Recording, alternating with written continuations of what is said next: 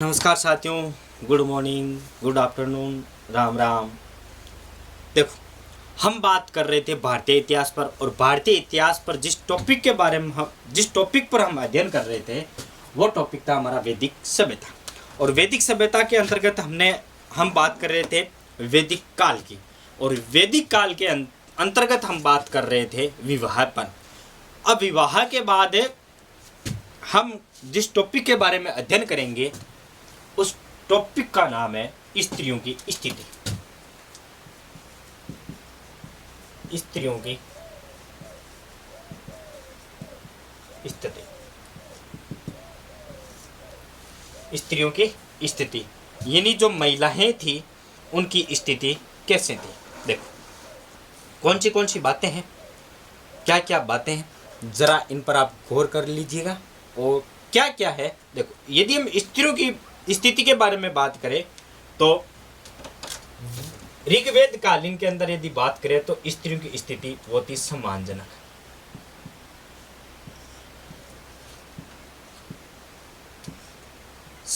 थी। नंबर 1। और क्या बात है सर? नंबर 2, जैसे पर्दा प्रथा।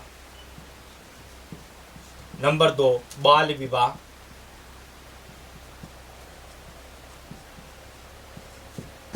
नंबर 3, सती प्रथा। ये सब स्थितियां नहीं थी, ये सब कुरीतियां नहीं थी। देखो, हम बात करें सर पर्दा प्रथा क्या। पर्दा प्रथा कब प्रचलन हुई थी? जब हमारे देश पर भारी आक्रमण शुरू हुए थे। हुआ क्या था कि जब हमारे देश के अंदर भारी आक्रमण चालू हुए थे तब होता क्या था, कहा जाता है कि आक्रमण के तहत जिस राज्य के राजा को पराजित किया जाता था तो वहां की जो स्त्रियां होती थी उनको आक्रमणकारी या फिर जो हमारे दुश्मन है वो उठा करके विदेश ले जाते थे। और होता क्या था, विदेश ले जाने के बाद वहां पर एक बाजार लगता था, और उस बाजार में औरतों को कहा जाता है कि औरतों के वस्त्र हटा करके उनकी नीलामी होती थी। फिर ये प्रथा राजस्थान भारत के अंदर धीरे धीरे चालू हुई, और लोगों ने क्या कहा कि अब जैसे वो भारी विदेशी आक्रमणकारी है, उन्होंने क्या किया, जिस राज्य को हराया उस राज्य पर अपना आधिपत्य जमा लिया। अब जो बाकी औरतें बसती थी उन पर उनकी निगरानी है, जो उनकी दृष्टि है वो दृष्टि अपमानजनक थी। तो वो क्या करते थे, जो ओढ़ने होते थे, ठीक है, उनसे घूंघट प्रथा या फिर जो पर्दा प्रथा है उसका आरंभ माना जाता है। तो पर्दा प्रथा यहाँ से शुरू होती है। उसके बाद बाल विवाह है, सती प्रथा है, ये सब कुरीतियां उसमें नहीं थी। उसके बाद क्या है, नंबर 3 बात आती है शिक्षा की। तो शिक्षा का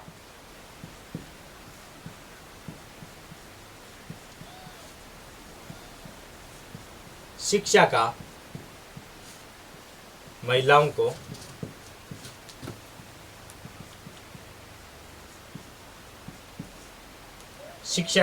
को अधिकार था।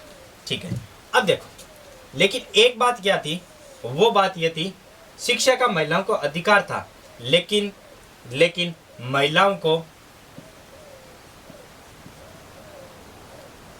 राजपाट या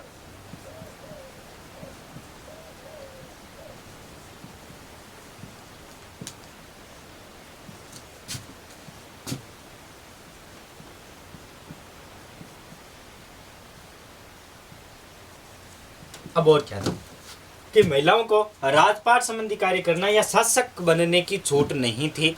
महिलाओं को राजपाट या शासक बनने की छूट नहीं थी। और क्या अधिकार थे? ठीक है, नंबर उसी के साथ क्या था, महिलाओं को संपत्ति का भी अधिकार नहीं था।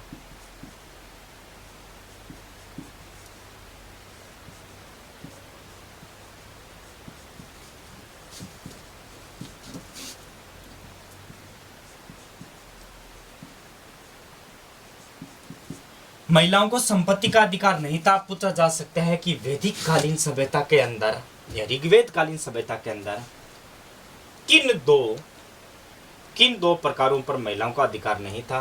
तो वो याद रखना, शासक बनने और संपत्ति पर महिलाओं का अधिकार नहीं था, महिला को अधिकार नहीं था। तो ये आप थोड़ा याद रखना कि शासक बनने और संपत्ति के अधिकार पर महिलाओं का अधिकार नहीं था। तो एक बार आप इसका स्क्रीनशॉट ले लीजिए। तो आपने स्क्रीनशॉट ले लिया होगा। अब देखो, अब बात कर लेते हैं थोड़ी खान पान के बारे में। खान पान क्या था?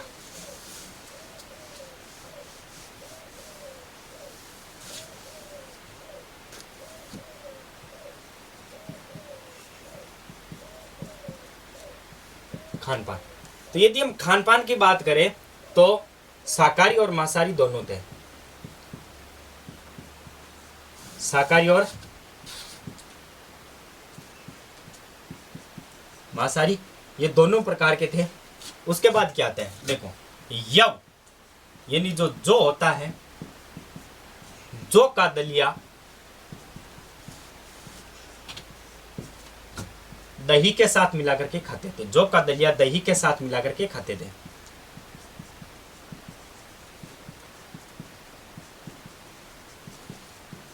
जो का जो दलिया वो दही के साथ मिलाकर के खाते थे। तो सर, जो का जो दलिया है वो दही के साथ मिलाकर के खाते थे, उसको किस नाम से जाना जाता था? तो याद रखना, इनको जिस नाम से जाना जाता था उसका नाम है करम। दोस्तों, कहीं गाइडों में गलत छपा हुआ है, वहां पर लिखा हुआ है करम, वहां पर लिखा हुआ है करम। तो करम या करम आप याद रखना, क्योंकि मिस्टेक हो जाती है टाइपिंग के अंदर, फिर वही प्रचलन में आ जाता है। उसके बाद हम बात करते हैं और क्या सर, यदि कभी उनका मीठे खाने का मन करता, मीठे के लिए वो भोजन में शहद का प्रयोग करते थे। मीठे के लिए वो किसका प्रयोग करते थे? मीठे के लिए वो भोजन में शहद का प्रयोग करते थे। और क्या होते थे? तो देखो, और क्या होते थे? दूध की खीर, शहद में मिलाकर खाते थे। ठीक है, इसको क्या कहते थे? इस खीर को क्षीर पक्वदान। क्या कहते थे? क्षीर पक्वदान। क्या करते थे कि जो दूध की खीर है वो शहद में मिलाकर के खाते थे, जिसको कहा जाता है क्षीर पक्वदान। सर, और क्या है? तो और क्या, देखो, एक बात याद रखना, वो बात यह है कि इस समय नमक का उल्लेख नहीं है। किसका उल्लेख नहीं है? नमक का उल्लेख नहीं है। तो देखो, नंबर 1, शाकाहारी और मांसाहारी दोनों थे। यव यानी जो का दलिया बना करके दही के साथ खाते थे, उसको कहा जाता है करब। और मीठे के लिए वो भोजन के अंदर शहद का प्रयोग करते थे। और दूध की खीर है वो शहद में मिला करके खाते थे, जिसको कहा जाता है क्षीर पक्वदान। आप इन दो को याद रखना, मोस्ट इंपॉर्टेंट है। ये बार बार पूछा जाता है कि कर्ब क्या है, वैदिकालीन सभ्यता के अंदर कर्ब क्या है, तो ऑप्शन में मिल जाएगा। या फिर ऐसे ही पूछ लिया जाता है कि यव यानी यव का दलिया दही के साथ मिला करके खाने को क्या कहा जाता था? तो वो कहा जाता था कर्ब या कर्म। ठीक है, नमक का उल्लेख इसके अंदर नहीं मिला है, तो एक बार आप इसका ध्यान रखना। इसके बाद कौन सी बात आती है? तो वो बात आती है कि सर, जब वर्तमान के अंदर क्या है कि साहब शाम को थोड़ी बहुत टेंशन हुई, बीवी की गालियां पड़ी और माँ बाप के ताने सुनने पड़े, तो हम क्या करते हैं?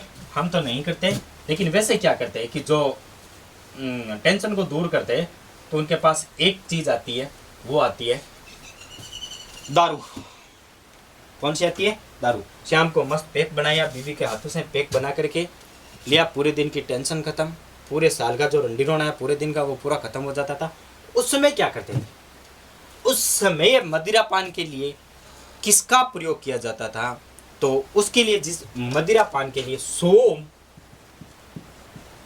और इसी का दूसरा नाम है सूरी, सोम या सूरी का प्रयोग करते थे। देखो, एक हमारे महात्मा थे कण्व ऋषि। कण्व ऋषि ने क्या कहा था? इस सोम के बारे में कण्व ऋषि ने क्या कहा था कि मैंने सोम पी करके अमृतत्व प्राप्त किया है। कण्व ऋषि ने इसका स्वाद लिया था और उन्होंने कहा कि मैंने सोम पीकर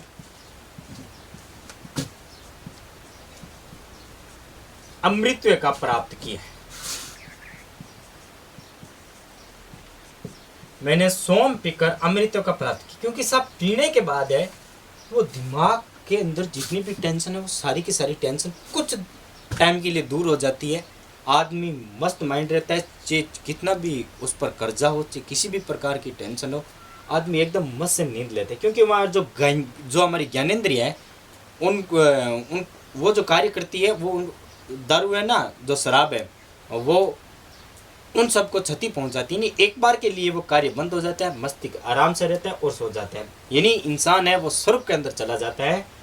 तो कड़वे ऋषि ने कहा कि मैंने सोम पी करके अमृतत्व का क्या लिया है, प्राप्त कर लिया। किसको प्राप्त कर लिया है? अमृतत्व को मैंने क्या कर लिया है, प्राप्त कर लिया है। अब हम थोड़ी सी बात कर लेते हैं इनके पहनावे के बारे में, किस लिए कौन से वस्त्र पहनते थे।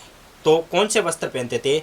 तो वो पहनते थे ऊन के, सूत के, सन के, मृगचर्म के। कौन से वस्त्र पहनते थे? ऊन के, सूती के, सन के, मृगचर्म। ऊन, सूती, सन, मृगचर्म। कौन से थे? ऊन, सूत, सन, मृगचर्म। नंबर 1 देखो, ऊन,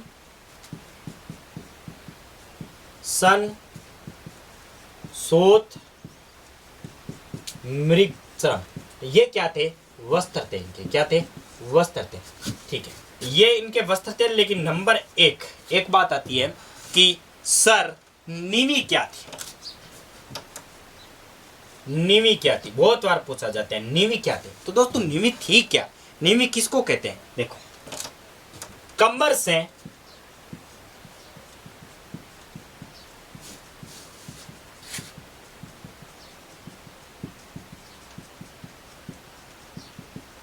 कमर से ऊपर पहने जाने वस्त्र को क्या कहा जाता था? नीवी कहा जाता था। क्या कहा जाता था?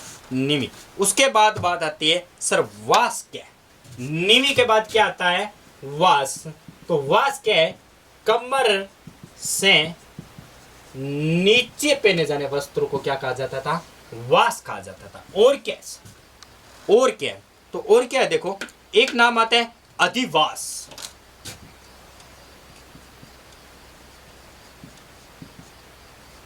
तो ओढ़ने वाले वस्त्रों को क्या कहा जाता था? अधिवास कहा जाता था। जो वस्त्र ओढ़े जाते थे उनको क्या कहा जाता है? अधिवास कहा जाता है। सर और क्या है? एक नाम आता है उसनी। कौन सा नाम आता है? उसनी। तो उसनी क्या है दोस्तों? उसनी क्या है? तो पुरुषों द्वारा पहने जाने वाली पगड़ी। पुरुषों द्वारा पहने जाने वाली पगड़ी को क्या कहा जाता है? उसनी कहा जाता है। क्या कहा जाता है? उसनी। नहीं, जो पुरुष पगड़ी पहनते थे उसको क्या कहा जाता है? उसनी कहा जाता है। तो एक बार आप इसका स्क्रीनशॉट ले लीजिए। नंबर 1 बात आती है नीवी, यानी कमर से ऊपर पहने जाने वाले वस्त्र। नंबर 2 वास, यानी कमर से नीचे पहने जाने वाले वस्त्र। अधिवास यानी ओढ़ने वाले। उष्ण यानी पुरुषों द्वारा पहने जाने वाले। कैसे हैं देखो, मैं बता देता हूं आपको। जैसे मान लो ये एक व्यक्ति है,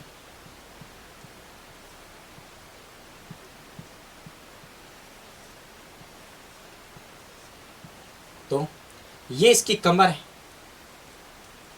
ये इसकी कमर है। तो इस कमर से ऊपर जो वस्त्र पहने जाते थे, इस कमर से जो ऊपर वस्त्र पहने जाते थे उन वस्त्रों को किस नाम से जाना जाता है? नीवी। और कमर से जो नीचे वस्त्र पहने जाते थे उनको किस नाम से जाना जाता है? वास। ठीक है, जो ओढ़ने के लिए प्रयुक्त किए जाते थे उनको कहा जाता है अधिवास। क्या कहा जाता है? अधिवास। और क्या है? जो सर पर पगड़ी रखा करते थे, इस पगड़ी को कहा जाता है उष्ण। क्या कहा जाता है? उष्ण। तो आप एक बार इसका स्क्रीनशॉट ले लीजिए, उसके बाद आगे चर्चा करते हैं। ठीक है, तो हमने इनके बारे में थोड़ी बहुत चर्चा की। अब चर्चा कर लेते हैं ऋग्वेद कालीन धार्मिक स्थिति के बारे में, यानी धर्म पर किन किन देवताओं की पूजा की जाती थी, देवताओं को कितने भागों में बांटा है। सर देवता पहले 3 प्रकार थे, फिर उनको 33 भागों में बांटा गया, फिर 33 करोड़ देवी देवता के रूप में कैसे थे, क्या थे, इनके बारे में चर्चा करते हैं। तो जानने के लिए बने रहिए मेरे साथ। देखो, अब बात करते हैं धार्मिक स्थिति की।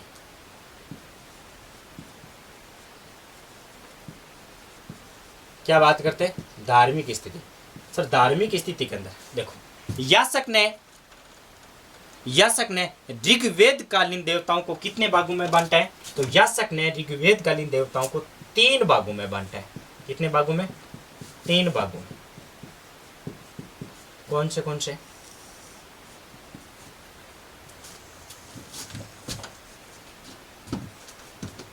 तीन प्रकार के देवता कौन से थे? तो सर नंबर 1 यदि मैं बात करूं तो वो देवता है पृथ्वी स्थित देवता, अंतरिक्ष स्थित देवता और आकाश स्थित देवता। नंबर 1। Number 2, number 3। नंबर 1 पृथ्वी पर स्थित देवता है।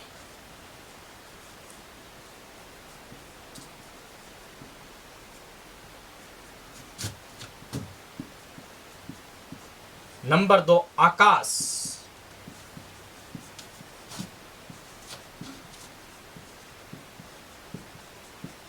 नंबर 3 अंतरिक्ष।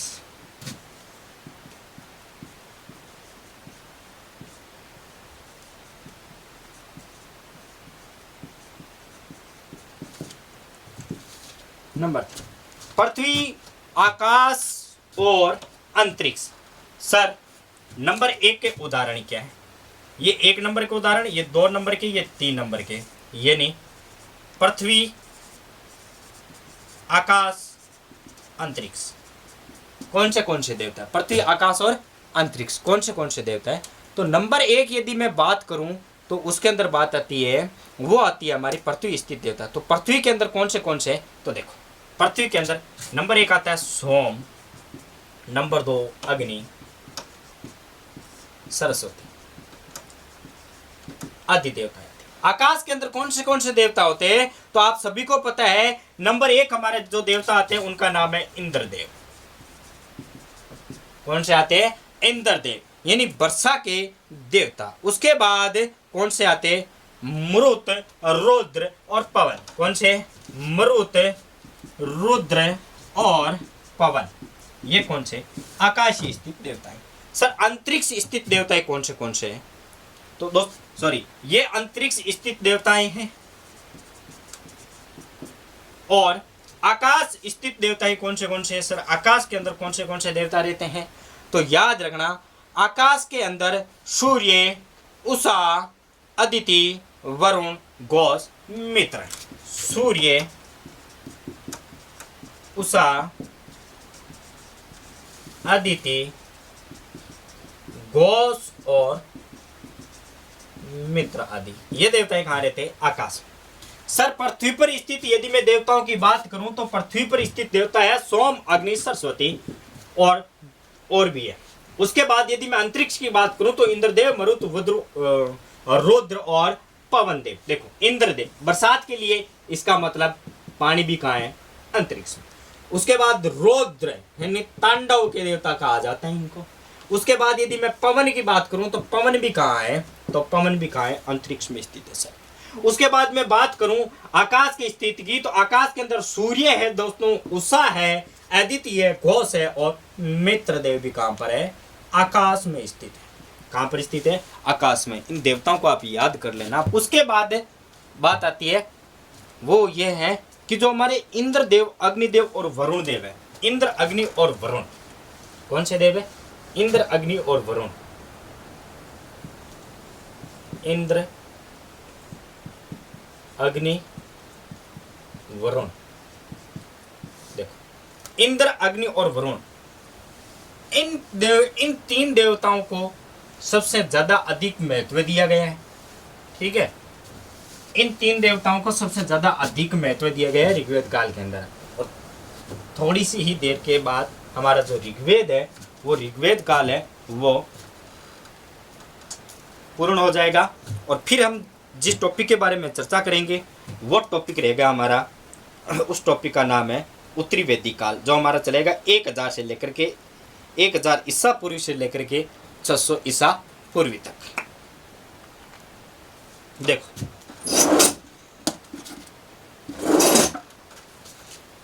तीन देव है, इंद्रदेव, अग्निदेव और वरुण देव। तो नंबर 1 हम बात करते हैं इंद्रदेव के बारे में। यदि मैं इंद्रदेव की बात करूं तो इंद्रदेव के बारे में कौन सी बातें हैं, वो आप जो इनकी 2 3 4 बातें हैं वो आप लिख लीजिए, क्योंकि बहुत बार पूछा जाता है। ठीक है, देखो, यदि मैं इंद्रदेव की बात करूं तो इनको युद्ध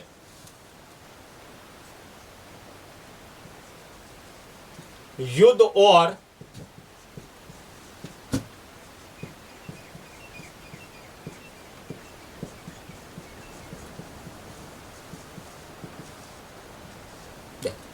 जब युद्ध की बात आती है और वर्षा की बात आती है तो किन देवताओं को याद किया जाता है, तो दोस्तों वो किया जाता है इंद्रदेव को। और राजस्थान के अंदर एक बहुत ही प्रचलित गाना है जो अभी इस समय यानी वर्षाकालीन स्थिति के अंदर बजाया जाता है, वो कौन सा है कि बरस बरस मेरे इंद्र राजा तो बरसिया मारो काज सरे। तो ये है वो इंद्रदेव के लिए गाना प्रयुक्त किया गया है। उसके बाद सर इनकी पत्नी का क्या नाम था? हर किसी सक्सेसफुल मर्द के पीछे एक औरत का हाथ होता है, तो सर इनकी पत्नी का क्या नाम था? तो इंद्रदेव की पत्नी का नाम था सची। क्या नाम था? सची। सर इंद्रदेव का वर्णन कहां कहां पर मिलता है? तो दोस्तों जो सेकंड मंडल है, जो सेकंड मंडल है एक तो उसमें, और कौन से हमने जो सूक्तों की बात की थी तो 250वां सूक्त है, उस सूक्त में यानी मंडल नंबर 2 और 250 नंबर सूक्त, इनमें किनका उल्लेख है? तो इसमें किनका उल्लेख है दोस्तों? तो इसके अंदर उल्लेख है वो है इंद्रदेव। किनका है? तो नंबर 1 बात इंद्रदेव। यदि युद्ध की बात आ जाए, वर्षा की बात आ जाए, तो किन देवताओं को याद किया जाता है? वो किया जाता है इंद्रदेव को। इंद्रदेव की पत्नी का नाम है सची और इनका उल्लेख है वो 2 नंबर मंडल और 250 यानी 250 नंबर में सूक्त के अंदर इनका क्या मिलता है? उल्लेख मिलता है। आगे और कौन से देवता है? तो इंद्रदेव के बारे में आप एक बार स्क्रीनशॉट ले लीजिए। अब हम बात करते हैं थोड़े अग्निदेव के बारे में। अग्निदेव, सर अग्निदेव क्या? तो अग्निदेव को जो संतान मानी गई है वो मानी गई है घोष और पृथ्वी की संतान। किन देवता को माना गया है? अग्निदेव को। और क्या अग्निदेव के बारे में? तो सर अग्निदेव को विभिन्न वस्तुओं की मध्यस्थता माना गया है। विभिन्न वस्तुओं की मध्यस्थता माना गया है। विभिन्न वस्तुओं की मध्यस्थता माना गया, मध्यस्थता माना गया। और इंद्रदेव के बारे में क्या है सर? इनका उल्लेख कहां पर मिलता है? तो दोस्तों इनका उल्लेख मिलता है, वो मिलता है 200 नंबर सूक्त। कहां पर मिलता है? 200 नंबर सूक्त के अंदर इंद्रदेव का वर्णन मिलता है, उल्लेख मिलता है। तो आप इंद्रदेव का स्क्रीनशॉट ले लीजिए। अब हम बात करते हैं तो इंद्रदेव की कर ली हमने, अग्निदेव पर बात कर ली। अब हमारे जो लास्ट देवता बचे हैं वो है कौन से देवता है? तो दोस्तों इंद्रदेव, अग्निदेव और अब जो 3 नंबर देवता है उन देवताओं का नाम है वरुण देव। सर सबसे पहले तो इनको याद किस लिए किया जाता है? तो ये किसके देवता है दोस्तों? तो ये देवता है वो है समुद्र और जल के लिए।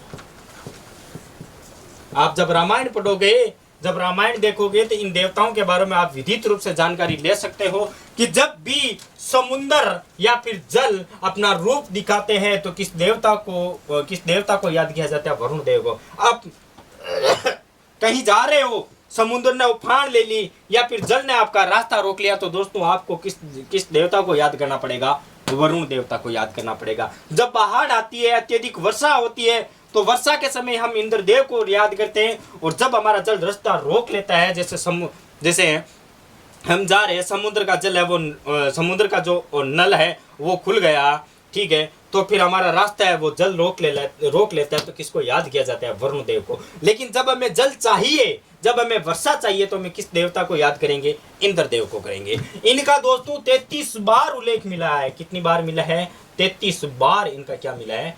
उल्लेख मिला है वेद के अंदर। कितनी बार मिला है? 33 बार इनका क्या मिला है? उल्लेख मिला है। सॉरी 33 नहीं, इनका जो उल्लेख मिला है वो 30 बार मिला है। कितनी बार मिला है? 30 बार इनका क्या मिला है दोस्तों?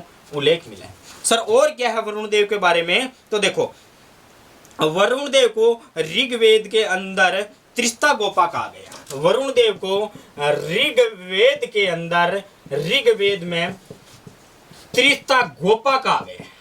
क्या कहा गया? त्रिस्ता गोपा कहा गया। सर ये त्रिस्ता गोपा क्या है, इनके बारे में थोड़ा बताइए। त्रिस्ता गोपा किसे कहते हैं? तो दोस्तों जो नैतिक, भौतिक और कर्म व्यवस्था का संचालन करता है। किसका? नंबर 1 नैतिक स्थिति का, नंबर 2 भौतिक स्थिति का, और नंबर 2 किसके? नंबर 2 भौतिक स्थिति, और नंबर 3 बात आती है, वो आती है कर्म व्यवस्था। कौन सी बात आती है? कर्म व्यवस्था। जो हमारे नैतिक गुण है, भौतिक गुण है, और जो हमारी कर्म व्यवस्था है, इनको संचालक कहा गया है। क्या कहा गया है? संचालक। जो हमारी कर्म व्यवस्था है, नैतिक व्यवस्था है, भौतिक व्यवस्था है, इनका संचालन किसको कहा गया है? तो दोस्तों वरुण देव को कहा गया है। जब वरुण देव इन तीनों का संचालन करते हैं तो उस समय इनका नाम क्या आता है? तो वो आता है त्रिस्ता गोपा। क्या नाम आता है? त्रिस्ता गोपा। अर्थात त्रिस्ता गोपा नाम वरुण देव का कहां से मिला है? वो मिला है ऋग्वेद के अंदर। दोस्तों क्वेश्चन यहां से आएगा कि जब वरुण देव नैतिक, भौतिक और कर्म व्यवस्था का संचालन करते हैं तो उसमें ऋग्वेद के अंदर उनको किस नाम से जाना जाता था? तो वो जाना जाता है त्रिस्ता गोपा के नाम से। किसके नाम से जाना जाता है? त्रिस्ता गोपा के नाम से। आप याद रखना। और क्या है सर? एक नाम आता है अहुर माजदा। अहुर माजदा। सर ये अहुर माजदा क्या है? तो देखो मैंने एक ग्रंथ पढ़ाया था आपको ईरानी, जिसका नाम है ज़िंदावेस्ता। ज़िंदावेस्ता। इस ज़िंदावेस्ता के अंदर अहुरवाद नाम है, वो किसके लिए प्रयुक्त हुआ है? तो दोस्तों वरुण देव के लिए प्रयुक्त हुआ है। तो दोस्तों ये थे हमारे इंद्रदेव, अग्निदेव और वरुण देव। अब क्या है सर, आखिर जो हम पढ़ते हैं 33 करोड़ देवी देवता, इनके बारे में आप थोड़ी चर्चा कीजिए। तो देखो